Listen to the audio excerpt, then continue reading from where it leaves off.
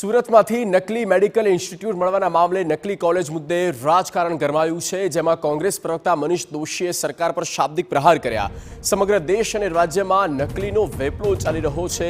નકલી ડોક્ટર, નકલી કોર્ટ, હવે નકલી કોલેજ સામે આવી છે। વિદ્યાર્થીઓના ભવિષ્ય સાથે ચેડા થઈ રહ્યા છે।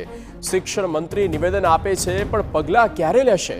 નકલી કોલેજ પાછળ કયા નેતાઓની સાંઠગાંઠ, તેની તપાસ થાય તે જરૂરી છે। રાજ્યનું શિક્ષણ વિભાગ ભ્રષ્ટાચારનું એપી સેન્ટર બન્યાનો કોંગ્રેસનો આક્ષેપ છે।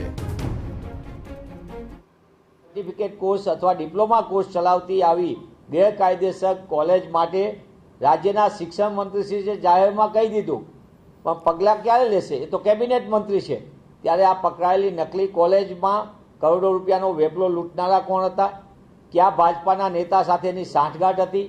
કેટલા કરોડ રૂપિયાની, લાખો રૂપિયાની સ્કોલરશિપ બારોબાર ચાઉ કરી ગયા? અને આ નકલી કોલેજને અત્યાર સુધી ચાલવા દેવામાં કયા કયા નેતાની સાંઠગાંઠ હતી એની તપાસ કરવામાં આવે